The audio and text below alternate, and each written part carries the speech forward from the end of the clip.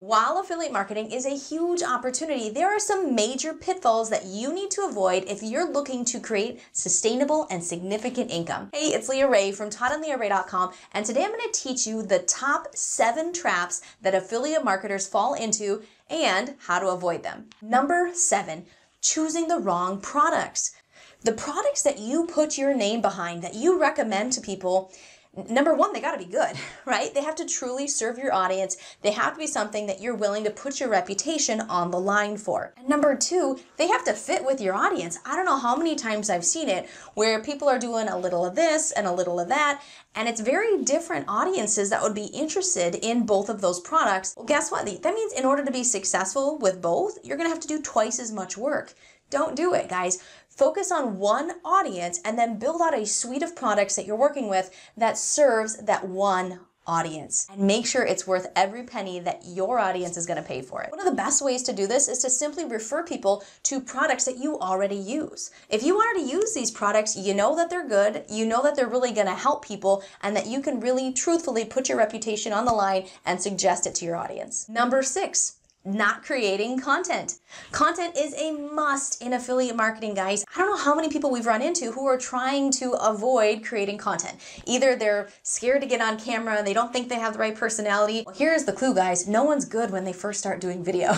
It takes a lot of videos to get decent at it. So you gotta start somewhere. But you have to create content, whether it's blogging, videos, podcasts, whatever it is. You need to start putting content out there that serves an audience, that builds an audience, that engages with an audience, so that you can make referrals so that they're ready to purchase. Number 5, relying too much on paid advertising. And this actually goes with number 6 pretty well, because it's kind of a trap that a lot of people fall into. Maybe they started off creating content and then things started working and they got better at their copywriting and they got better at their marketing skills, and they fell into the trap of relying too much on paid marketing, paid advertising, and they kind of forgot or stopped doing their content creation. Well, you're really putting yourself at risk when you do that. If you rely too much on paid advertising, you're putting your business in someone else's hands, say Facebook or Google AdWords or whatever. So if that platform, say Facebook, sees skyrocketing advertising prices because it's becoming flooded, because it's a political election season and politicians can spend any kind of amount of money they want, they don't care how much they're gonna pay for it, it's a bidding platform. Whenever you're advertising online, you have to bid to get your stuff in front of people. And when you have to compete with people that don't care about how much they spend,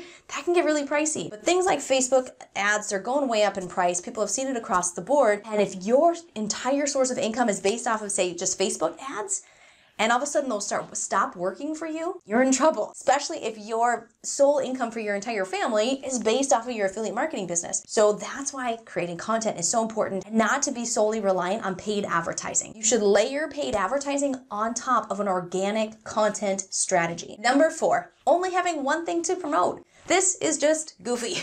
Just goofy. I don't know how many people we've run into, especially if they're in the home business world, maybe network marketing or something, and they just promote that one thing. Okay, so if like maybe one person out of 20 that you talk to is interested in purchasing that or joining as a distributor or whatever, what are you gonna do with those other 19 people? Just say goodbye? Maybe keep bugging them and hope they join? That ain't gonna work, guys. Why don't you instead try to serve them? Have other things you can offer them so that if your main offer doesn't fit them, no problem. Here, I can help you be successful with whatever you want with this. Or you want to learn about YouTube, here's a video training on YouTube. You want to learn about Instagram, here's an Instagram training. Create a suite of offers that make sense for your target audience so that no matter what they're looking to do, you can help them do it. Number 3, spamming. Going for the quick win instead of creating a lasting, sustainable business. Spamming is really super duper, uber obnoxious. It's really annoying. Beyond just being annoying, it's not going to help you be successful either, guys. What is spamming? That's just throwing stuff at people unsolicited. It's not targeted to them, to their needs, and you're just blasting them with it. You see this on private messages in Facebook or Instagram where people have a copy-paste message and they just spam it at you. And it's all about joining their opportunity or buying their product or whatever. It's not going to serve you long-term. You might every once in a while get a win, but you're wasting your time. And the moment that someone feels you spamming them, you've broken that trust, and it's going to take a long time to build up that trust again. They're going to see you as someone who's just trying to sell them something, that you're looking at them as a, as commission, not as a person that you can help. So when you spam someone, you're really breaking that trust right off the bat, and it's not going to serve you. You also see this if you make a post in a group, or someone makes a post in a group, or even running ads and doing different things on Facebook, and other people will come and comment on your post or on Instagram, wherever, and they'll just spam their offer on your post. Really tacky and doesn't work. You also see it with people tagging folks or putting it on their timelines. Your offer should all be about serving people, finding out what their needs are, and providing them a solution, a way to help them. People only buy from or join those they know, like, and trust. And do you think you're going to build any know, like, and trust if you're just throwing spaghetti at a wall and hoping something sticks, right? Just spamming people your stuff? You aren't. You're going to break any trust. And even if they are interested in your product, you've built no trust with them, that you have no rapport. They don't know who you are. So instead of buying from you, even if they're interested, they're going to head over to Amazon and see if they can find it there. Why? Because they know, like, and trust Amazon. So don't spam. On top of that, all social media platforms, Facebook, Instagram, wherever, they are invested in a good user experience. What does that mean? They want to have people enjoy being on Facebook or enjoy being on Instagram. And spamming is annoying. People don't enjoy that. So what can happen is that Facebook, Instagram, wherever, if they feel that you're ticking their users off, if you're making their users unhappy, they can just shut you down. They own your account. Don't think for a second they're going to hesitate to shut your account down for whatever reason they want to. We've seen it done time and time again. So don't spam. Number 2, shiny object syndrome about your offer. Thinking that you just need a better offer to start making money. So you've been taking action, you've been doing something, you've been promoting one specific offer or another, and it's just not working. You're not making sales. And so you think, well, if I just get a better offer in front of these people, I'll start making money. And so you just change gears, change companies, change whatever, and you start promoting something else. Here's the problem, folks. If your marketing is bad, if your content is bad, it doesn't matter what the offer is. And 90-some% of the issue is going to come from your marketing, not what your offer is. If those companies that provide the product or service that you're recommending are thriving, then they're doing good. That means their offer is good. The problem has to do with your marketing, not with the offer. So instead, focus on just getting really good at your marketing. And then no matter what offer you put in front of people, as long as it fits with the audience that you've built and it truly serves them, then you're gonna make sales. So don't jump around thinking you gotta find something better if the sales aren't yet coming in. Now, before I get to the number 1 mistake, I just wanna let you know that if you really want to create success in affiliate marketing, I highly recommend that you check out our 15-day free training to jumpstart your business and to start bringing in the sales. Just click the link at the top of the description or up here in this info card to check it out. Now, number 1. Shiny object syndrome when it comes to your marketing strategies. Time and time again, people get started on a strategy. Say it's YouTube, blogging, podcasting, even Facebook, Instagram, Twitter, whatever. They get started somewhere. They saw some training, they got excited, and they start taking action. But the sales don't start coming in right away.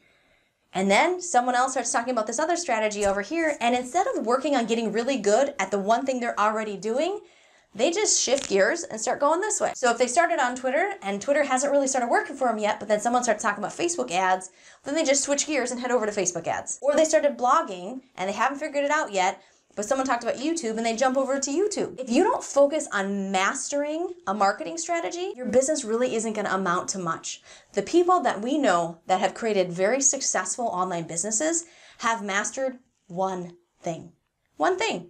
When you master one thing, you can add additional strategies to it, but you have to master it first. We have a good friend of ours who just last year finally decided to master one strategy. He had fallen into the trap of shiny object syndrome and jumping from marketing strategy to marketing strategy, a little bit of YouTube, a little bit of Instagram, a little bit of Facebook ads, whatever, and never committed to a single one of them to master it.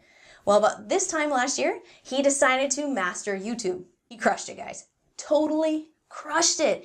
He decided to create a video a day and he took off running. He had like 10,000 followers on YouTube after years of kind of dabbling in it. A year later, guys, he has over 200,000 subscribers on YouTube. 200,000 because he didn't have shiny object syndrome. He focused only on YouTube. He ignored everything else and he committed. If you avoid these 7 traps, you can do amazing things in your online business, create substantial income, and it is a huge opportunity that I truly hope that you commit to and take action on. Again, this is Leah Ray from toddandleahrae.com. Know that we are here rooting for you. We are here to help you create the time freedom that you and your family deserve. If you're new to our channel, make sure to say hi in the comments so that we can welcome you to our community. I'll see you soon.